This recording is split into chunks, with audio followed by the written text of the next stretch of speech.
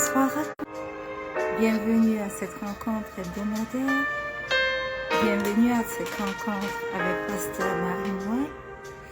Tout d'abord, j'aimerais vous souhaiter un excellent vendredi saint. Aujourd'hui, nous commémorons la mort de notre Seigneur Jésus. Et ceci est simplement tout le fondement de notre foi chrétienne. Alors, j'espère que comme moi, vous avez été à un service de commémoration de la mort de notre Seigneur et de notre Sauveur. Et malheureusement, beaucoup de chrétiens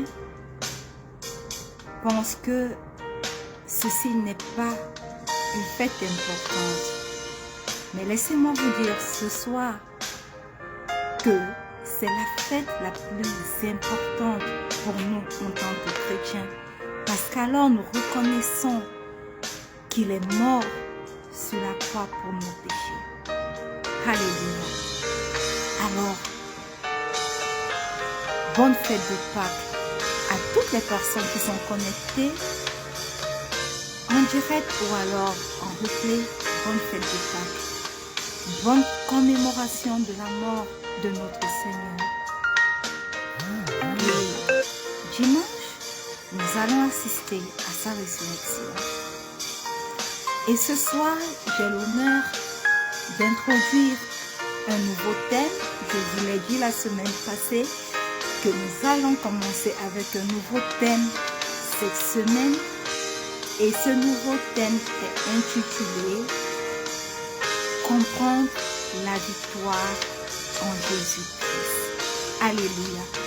Pourquoi comprendre la victoire en Jésus-Christ? Parce que la Bible nous dit dans plusieurs passages qu'il a vaincu pour nous. Et ce soir, par la vertu du Saint-Esprit, nous allons commencer avec cette merveilleuse série de comprendre la victoire en Jésus-Christ. Et nous allons parler de ce que c'est que la victoire. Qu'est-ce que c'est que la victoire? Père éternel, nous te rendons grâce de ce que tu as permis que ce soir, pendant que nous commémorons le sacrifice de l'agneau immolé sur la croix, nous puissions nous retrouver. Je te rends grâce parce que en ces temps, nous reconnaissons ton amour inimaginable pour nous. Merci parce que tu nous donnes encore l'occasion de se retrouver autour de cette rencontre pour parler de la victoire en ton Fils Jésus-Christ. Merci parce que tu nous donnes de pouvoir comprendre ce que c'est que la victoire en Jésus. Alors, ce soir, que ma chair se taise et que le Saint-Esprit qui est présent, parce qu'il dit que là où une ou deux personnes sont venues, il est là, qu'il vienne lui-même prendre le total contrôle et qui se manifeste puissamment. Que sa parole qui sortira ce soir ne rentre pas sans avoir atteint l'objectif, le but pour lequel elle est sortie, au nom puissant de Jésus. Que des vies soient transformées par la parole qui sortira ce soir, que des pensées soient renouvelées, que des choses soient corrigées dans nos façons de penser, que les cœurs soient disposés pour recevoir au nom puissant de Jésus. Et le peuple de Dieu dit un bon Amen. Alléluia. Bien-aimés, ce soir, comprendre ce que c'est que la victoire en Jésus, mais d'abord comprendre ce que c'est que la victoire. C'est quoi la victoire? Nous vivons dans un monde et dans une époque où nous pensons que lorsqu'on parle de victoire, cela signifie que nous avons triomphé d'un ennemi, d'un adversaire, que cela signifie que nous avons accumulé énormément de richesses et que nous avons atteint des objectifs personnels. Voyez-vous, lorsque nous regardons, nous parlons de la victoire sur le point de vue biblique, cela est toute une autre dimension que celle-là. La victoire est une réalité spirituelle. La victoire est puissante et durable. Ce n'est pas un état éphémère. Alléluia.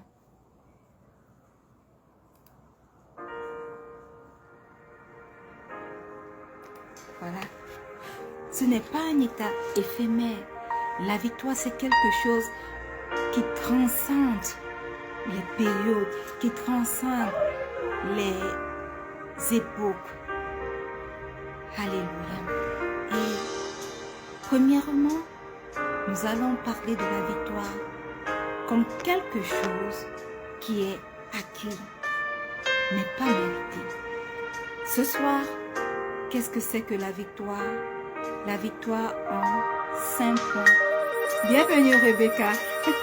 C'est la première fois que je te vois en direct. Merci d'être connecté. Alléluia. Juste pour brosser, on parle ce soir de comprendre la victoire en Christ. C'est quoi la victoire? Et donc, je vais parler de la victoire en 5 points.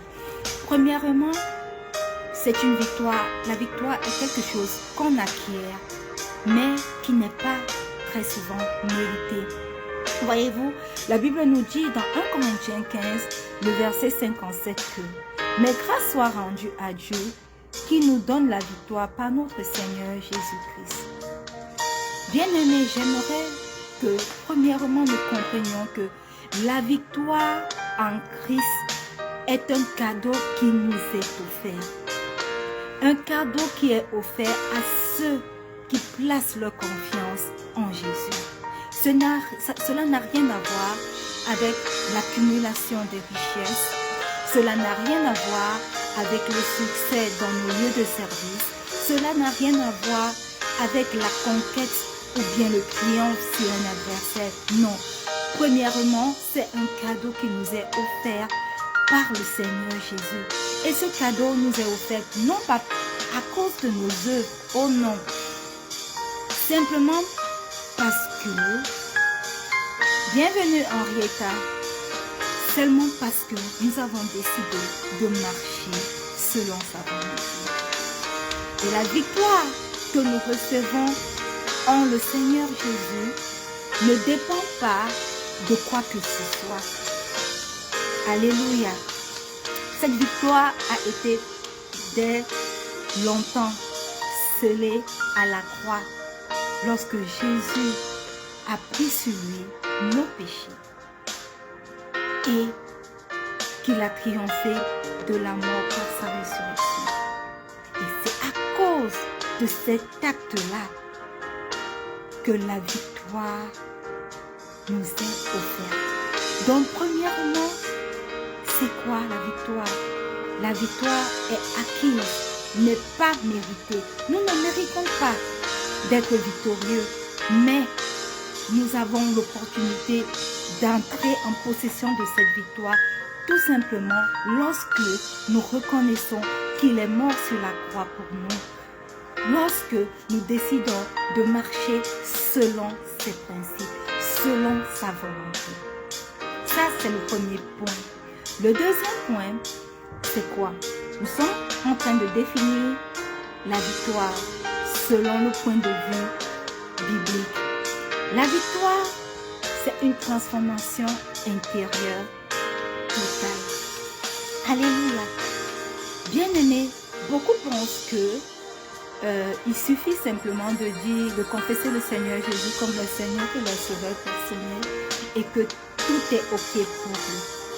Mais il y a un travail de fond lorsque nous acceptons le Seigneur Jésus comme notre Seigneur et notre Sauveur personnel qui est fait. Et ce travail est fait en nous par le Saint-Esprit. C'est l'œuvre du Saint-Esprit. Voyez-vous, la victoire en Christ ne se traduit pas toujours par des circonstances faciles, mais elle opère une transformation profonde dans nos cœurs à travers l'œuvre du Saint-Esprit. La Bible nous dit dans Philippiens 4, le verset 7, « Et la paix de Dieu, qui surpasse toute intelligence, gardera vos cœurs et vos pensées en Jésus-Christ. Voyez-vous, si dans nos vies, la peur continue à avoir la plus grande place, ça veut simplement dire que nous n'avons pas encore réellement reçu la victoire en Jésus. Parce que là où la victoire de Jésus est présente, la paix règne. Nous n'avons pas peur du lendemain.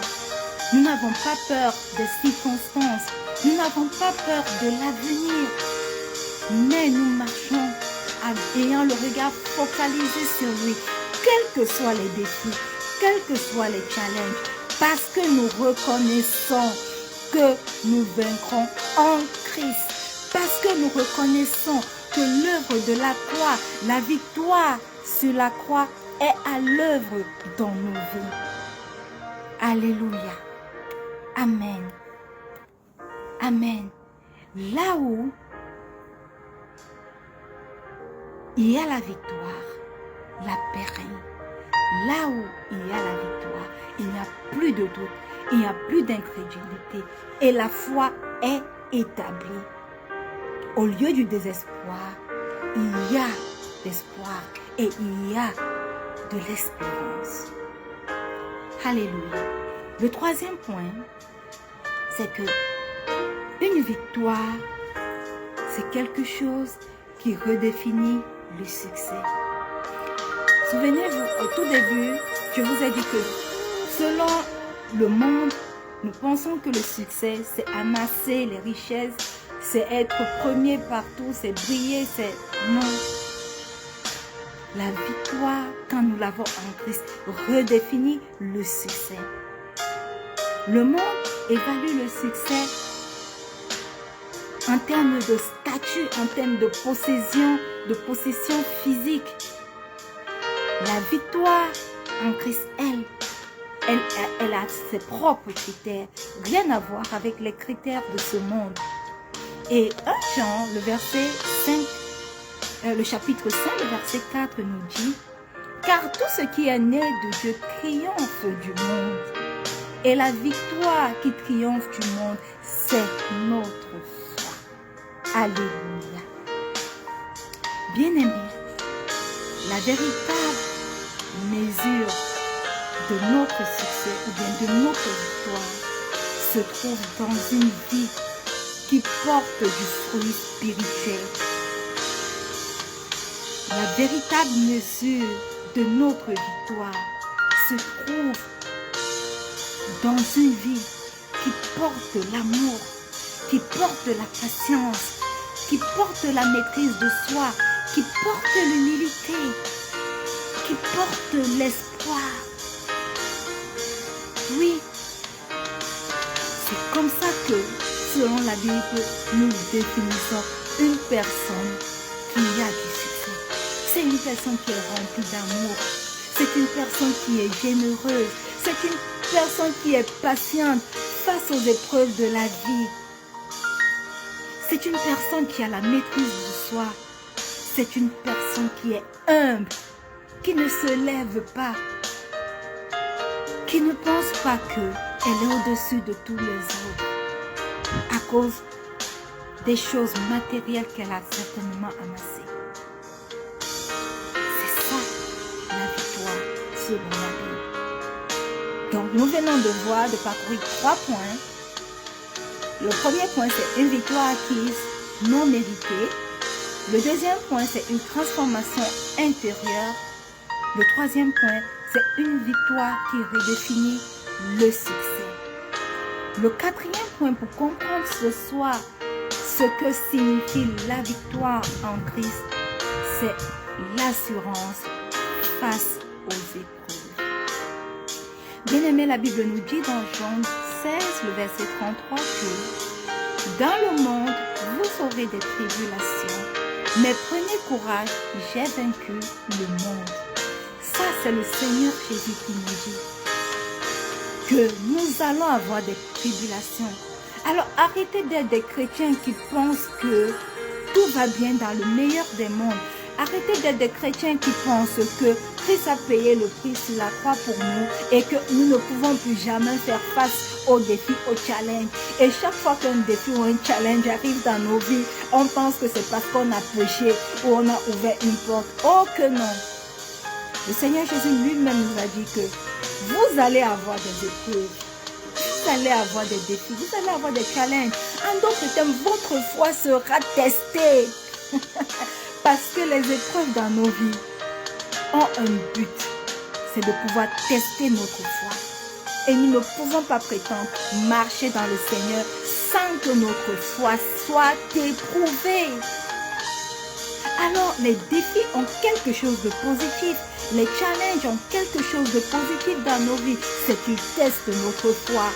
Et chaque fois que notre foi est testée, c'est en ce moment que le Père est là-haut. Il regarde et il dit, je vais voir si cet enfant-là, si mon enfant est vraiment de tout cœur avec moi. Est-ce qu'il va lâcher? Est-ce qu'il va se détourner de moi? Parce que malheureusement, lorsque les défis arrivent, beaucoup de personnes qui s'appellent chrétiens tournent le dos au Seigneur. Alors que c'est un moment pour pouvoir dire, Seigneur, je m'abandonne totalement à toi. Je reconnais que tu es Dieu. Je reconnais que sans toi, rien n'est possible. Je reconnais qu'une fois pour toutes, tu les as vaincus sur la croix de Golgotha et que tu m'as donné la victoire. Et je crois que ta victoire se manifestera en son temps et en sa saison. Au meilleur moment. Pas maintenant, pas parce que je le veux, mais parce que toi, tu le veux. Alors, bien-aimé, oui, le Seigneur a dit, car tout ce qui est, le Seigneur a dit, car tout ce qui est né de Dieu triomphe du monde, et la victoire qui triomphe du monde, c'est notre foi. Alléluia. Amen. Et il a encore dit, dans le monde, vous aurez des tribulations, mais prenez courage, j'ai vaincu le monde. Alors, bien-aimé, être victorieux en Christ ne signifie pas être exempt d'épreuves. Oh non. Oh non. À chaque saison de nos vies, même les plus difficiles, nous aurons à affronter les tribulations. Et c'est le moment où notre assurance en Christ nous permet de tenir ferme, sachant que la victoire est déjà remportée pour nous. Alors, le quatrième point, c'est l'assurance que nous pouvons avoir face aux épreuves. C'est cela, être victorieux. Et le cinquième point ce soir et le dernier, bien-aimé, c'est la victoire collective. La Bible nous dit, dans Hébreux 10 du verset 24 au verset 25, veillez les uns sur les autres pour nous inciter à nous aimer et à nous faire des bonnes œuvres. N'abandonnons pas notre assemblée. Bien-aimés, la victoire n'est pas une aventure solitaire. La victoire s'affirme et grandit lorsque nous sommes en communion avec les autres frères, lorsque nous sommes en communion avec les autres sœurs. Dans le jargon courant, on a l'habitude de dire « deux vaut mieux qu'un ». Et même la Bible dit « deux va mieux qu'un ». Alors, ensemble, il est important que nous soyons pour pouvoir nous encourager, pour pouvoir nous soutenir pendant les moments difficiles dans la prière, pour pouvoir témoigner les uns envers les autres afin que notre foi soit renforcée et que nous puissions avoir la victoire face aux épreuves. Alors, bien-aimés, il est important de comprendre que la victoire en Christ, c'est reconnaître que la vraie force ne vient pas de nous, ne vient pas de nos possessions physiques ou matérielles, mais que la vraie force nous vient de Dieu, lui qui nous a assuré la victoire plus de 1000 ans auparavant sur la croix de Golgotha. La victoire, c'est accepter que bien-aimé, la véritable réussite réside dans la transformation intérieure. C'est d'accepter que la vraie victoire a déjà été remportée par notre Seigneur Jésus et qu'elle nous appartient.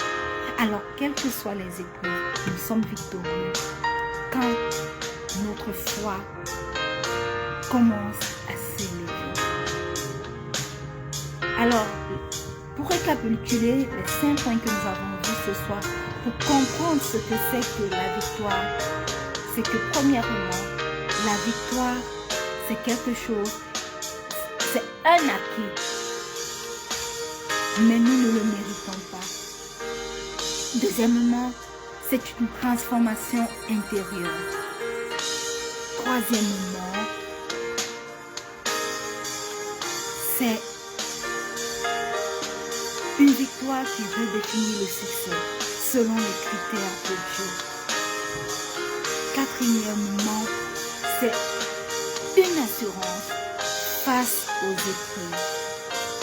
Et le 5e point, c'est que la victoire est quelque chose de collectif. Alléluia. Amen.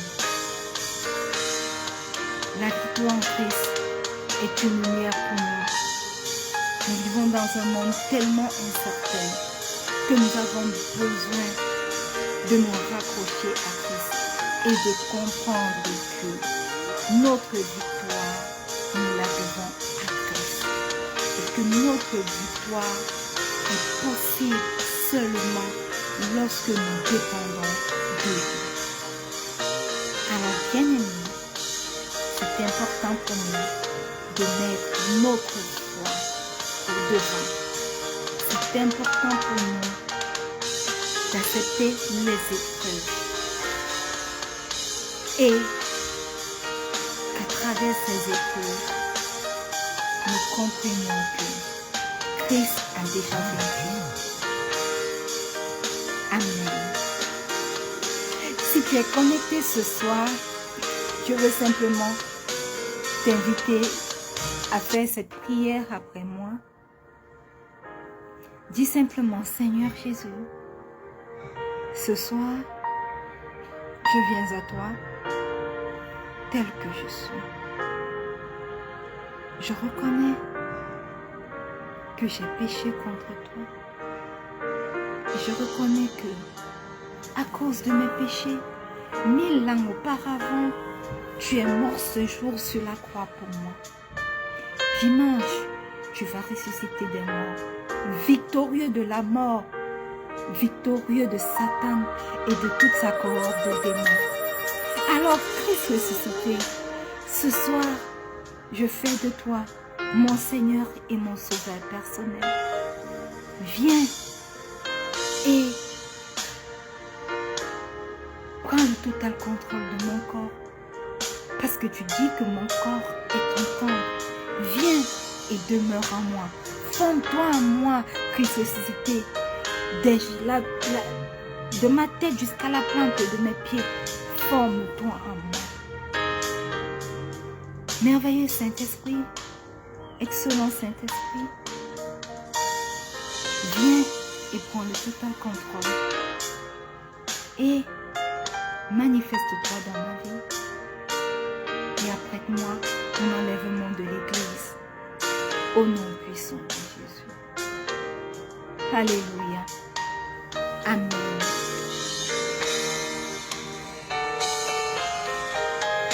Bien-aimés, si vous avez fait cette prière,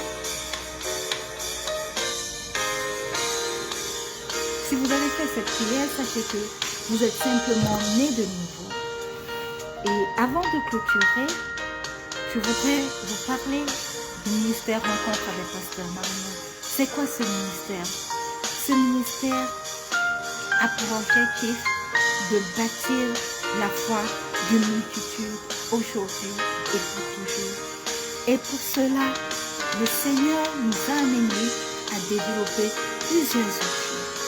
Le premier outil, c'est ce vendredi de partage, ce vendredi d'enseignement qui a lieu sur toutes nos plateformes chaque vendredi 19h00 GMT+1. Les rediffusions sont à la même tranche horaire chaque lundi et chaque jeudi. Tapez simplement Rencontre avec Pasteur Marie-Noël lorsque vous êtes sur YouTube, lorsque vous êtes sur Facebook, lorsque vous êtes sur Instagram et lorsque vous êtes sur Twitter et même TikTok. C'est vrai que TikTok maintenant c'est juste les paroles d'encouragement, mais tapez simplement Rencontre avec Pasteur Marie-Noël et vous serez redirigé sur tous ces différents réseaux sociaux vers nos plateformes. Le ministère Rencontre avec Pasteur Marie-Noël, c'est une parole d'encouragement chaque mercredi parce que le Seigneur m'a dit encourage mon peuple. Voyez-vous, nous avons parlé des défis, nous avons parlé des épreuves. Les défis et les épreuves sont monnaie courante. Nous ne pouvons pas vivre dans ce monde sans épreuves et sans défis. Donc, bien aimé, il est important d'être encouragés les uns par les autres.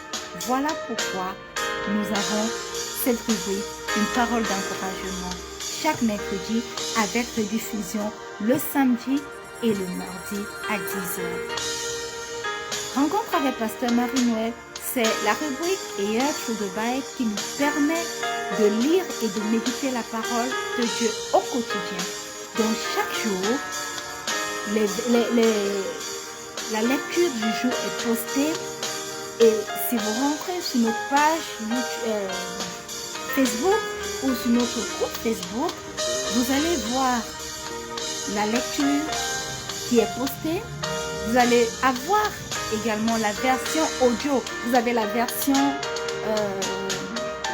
vous avez la version écrite sur notre site pour la lecture, la lecture, les sélections du jour. Et vous avez également la version audio pour ceux qui n'ont pas beaucoup de temps pour pouvoir lire.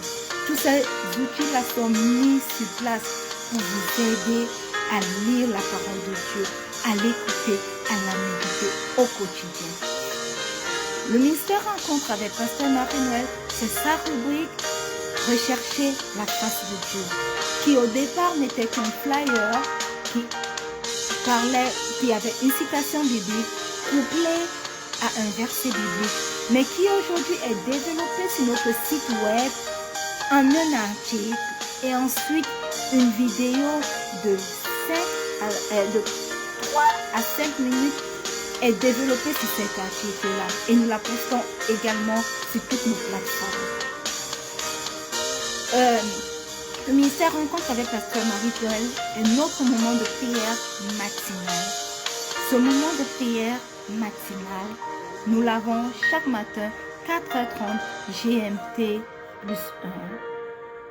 pour 30 minutes. Cela nous permet de donner la chance à ceux qui ne savent pas prier, d'apprendre à prier. Et à travers cette rubrique, au pied de la croix, nous sort le thème de prière de la semaine, nous sort le verset de la semaine qui est une autre rubrique, nous sort la déclaration que nous faisons chaque début de semaine pour donner le temps à notre semaine, pour commander notre semaine. Donc, joignez-vous à nous.